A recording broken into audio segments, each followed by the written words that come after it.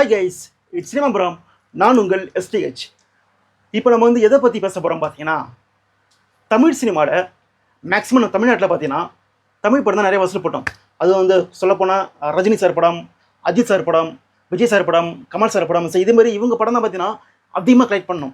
அது ஒரு 50 கோடி 100 கோடி இப்படி கலெக்ட் பண்ணோம். ஸோ அதுக்கப்புறமா தனுஷ், சூர்யா, சிம்பு இவங்களாம் இருக்காங்க.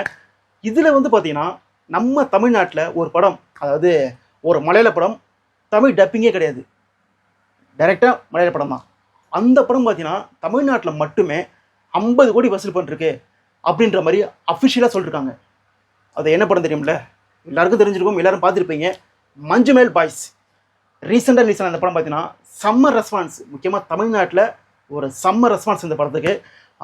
மலையாளம், அது கேரளா சைடில் கூட அந்த படத்துக்கு அவ்வளோ ரெஸ்பான்ஸ் இல்லையா, தமிழ்நாட்டில் அவ்வளோ ரெஸ்பான்ஸ். என்ன காரணம்னா அந்த குணா பாட்டு, அந்த கண்மணி அன்போடு பாட்டு, அந்த பாட்டு அந்த சுச்சுவேஷன். ஸோ அந்த பாட்டே அந்த படத்தை தமிழ்நாட்டில் இருந்து வேறு லெவலில் கொண்டு போயிடுச்சு. ஸோ இந்த படத்தை பார்த்தீங்கன்னா தமிழ்நாட்டில் இப்போதைக்கு தமிழ் சினிமாவில் எந்த பெரிய படமும் இல்லை, எந்த ஒரு நல்ல படமும் இல்லை தியேட்டரில். ஸோ இந்த ஒரு படம் மட்டும் தான் இருக்குது. இதுலேயும் மேக்ஸிமம் தமிழ் வேர்ட்ஸ்லாம் வருது. மலையாளம் ஒரு பக்கம் இருந்தால் கூட தமிழ் வசனங்கள் நிறைய இருக்குது. ஸோ அதனால் பார்த்தீங்கன்னா ஃபேமிலி இந்த படத்தை பார்க்க ஆரம்பிச்சிட்டாங்க. ஸோ இந்த படம் தமிழ்நாட்டில் 50 கோடி வசூல் பண்ணிருக்கு அப்படின்ற மாதிரி அஃபிஷியலாக சொல்லியிருக்காங்க. இது ஒரு பெரிய சம்பவம். என்ன ரீசன்னா, டப்பிங் கிடையாது, தமிழ் டப்பிங் கிடையாது, எந்த ப்ரொமோஷனும் கிடையாது, எதுவுமே கிடையாது. ஜஸ்ட் ரிலீஸ் ஆச்சு, சோஷியல் மீடியாவிலேருந்து ட்ரெண்ட் ஆச்சு. அந்த பாட்டு கண்மணி அன்போடு காதலன், அந்த பாட்டு ட்ரெண்ட் ஆச்சு. டக்குன்னு அப்படியே ஒவ்வொரு தடவை இன்க்ரீஸ் பண்ணுறாங்க, கூட்டம் ஏறுது. வீக்கெண்டெலாம் தேட்டர் ஹவுஸ்ஃபுல்லாக போகுது. ஒரு விஜய் படம், ஒரு அஜித் படம், ஒரு ரஜினி படம், இப்படி இருக்குது தேட்டர் பார்க்கும்போது வீக்கெண்டில். ஸோ அதேமாரி ஒரு பெரிய சம்பவத்தை பண்ணது மஞ்சுமேல் பாய்ஸ். இது மட்டும் இல்லாமல் இந்த 50 கோடி இருக்குல்ல, இந்த 50 கோடி வசூல் பார்த்தீங்கன்னா தமிழ் சினிமாவில் இருக்கிற பெரிய ஆக்டர்ஸ் இருக்காங்களே, அதாவது பெரிய ஆக்டர்ஸ்னால் நம்ம ரஜினி, அஜித், விஜய் சொல்ல. ஸோ அவங்களுக்கு கீழே இருக்காங்களே சூர்யா, தனுஷ், சிம்பு.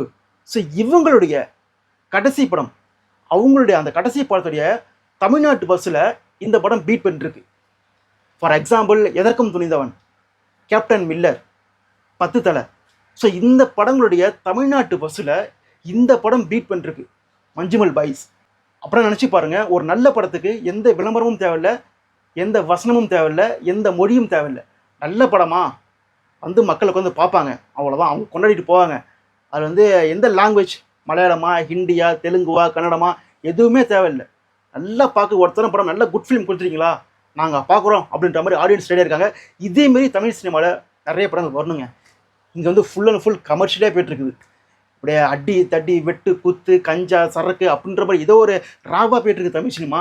ஸோ இதெல்லாம் தூக்கி குப்பையில் போட்டுட்டு இதேமாரி அழகாக உட்காந்து பார்க்குற மாதிரி ஒரு அழகான ஒரு படமாக கொடுக்கணும். மலையாளம் எப்படி எடுத்துருக்காங்க பார்த்தீங்களா. இப்போ ரீசெண்டாக ஃபுல்லாக பார்த்தீங்கன்னா மலையாளம் பார்த்துட்டு பார்த்தீங்கன்னா தரமான படம் நிறைய வந்துட்டு இருக்குது. ஸோ அதேமாரி இங்கே தமிழ்லையும் நிறைய படங்கள் வரணும். இங்கே ஃபுல் அண்ட் ஃபுல் பார்த்தீங்கன்னா ஆக்ட்ரஸுக்கு அதிகமாக சம்பளம் கொடுக்குறதுலே டார்கெட்டாக இருக்காங்க. ஸோ ஆக்ட்ரஸுக்கே 50 கோடி 100 கோடி கொடுத்துட்டு கதைக்கு வெறும் 10 கோடி 20 கோடி செலவு பண்ணுறாங்க. ஸோ இதனாலே இங்கே நிறைய குவாலிட்டியான படங்கள் மிஸ் ஆகுது. அது மட்டும் இல்லாமல் இங்கே ஒரு சாரார் கருத்து படம் வந்துச்சுன்னா ஆகா ஊகன்னு பேசுகிறாங்க. மற்ற படங்கள் வந்துச்சுன்னா அப்படியே டம்மி பண்ணி கீழே அடிக்கிறாங்க. எல்லோரும் சொல்கிறது சில பேர் படம் மட்டும்தான் நல்ல படம், மற்றவங்க படம் எடுத்தாங்கன்னா அந்த படம் சுத்த குப்பை அப்படின்னு சொல்கிறது. ஸோ அதுக்கப்புறம் நடிகர்கள் சொம்படிக்குது. அதை பார்த்தீங்கன்னா இப்போ யூடியூப்பில் நிறைய பேர் ரிவ்யூ பண்ணுவாங்க. அதாவது பாண்டா, புடுசட்டை, அப்புறம் காக்கி டாக்கீஸ் நிறைய பேர் இருக்காங்க. ஸோ இவங்க ரிவ்யூஸ்லாம் பார்த்தீங்கன்னா நிறைய ரீச் ஆகும், நிறைய பேர் ஃபாலோ பண்ணுறாங்க. நிறைய இப்போ அவங்க படம் ஒரு படம் புது படம் வருதா, ஸோ அவங்க ரிவ்யூஸ் தான் ஃபஸ்ட்டு பார்ப்பாங்க. ஸோ அந்த ரிவ்யூஸ் வந்துச்சுன்னா அது நிறைய ஸ்ப்ரெட் ஆகி போயிட்டே இருக்கும் பட்டுக்கு, ஓகேவா. ஸோ அப்படி இருக்கும்போது அவங்க பண்ணுற ரிவ்யூஸ் நியாயமாக இருக்கணும். இப்போ எனக்கு மனசுக்கு நான் ஒரு கருத்தில் வச்சுருக்கிறேன், என் கருத்தியில் மட்டும் நான் படத்தை ரிவ்யூ பண்ணுறேன்னா அது ரிவ்யூவே கிடையாது. மற்ற கருத்தில் படம் வந்துச்சுன்னா குப்பன்னு சொல்கிறது, என்னுடைய கருத்திலுக்கு ஒத்து படம் வந்துச்சுன்னா ஆஸ்கர் கொடுங்க அப்படின்னு கேட்குறது, எனக்கு பிடிச்ச ஹீரோ படம் வந்துச்சுன்னா ஆகா ஓன்னு பேசுறது. மற்ற ஹீரோ படம் எவ்வளோ கஷ்டப்பட்டு எடுத்திருப்பாங்க, எவ்வளோ புதுசாக ட்ரை பண்ணிருப்பாங்க, அதெல்லாம் பாராட்டாமல் சின்ன மைனஸ் இருக்கும். ஸோ அதை தூக்கி ரிவ்யூவில் போட்டு கழுவி ஊற்றுறது. ஸோ இதெல்லாம் தூக்கி குப்பையில் போட்டுட்டு மக்கள் இவங்கெல்லாம் புறக்கணிச்சாதான் இங்கே ஒரு நல்ல படம் மலையாள சினிமா மாதிரி இங்கேயும் நமக்கு கிடைக்கும், ஓகேலா.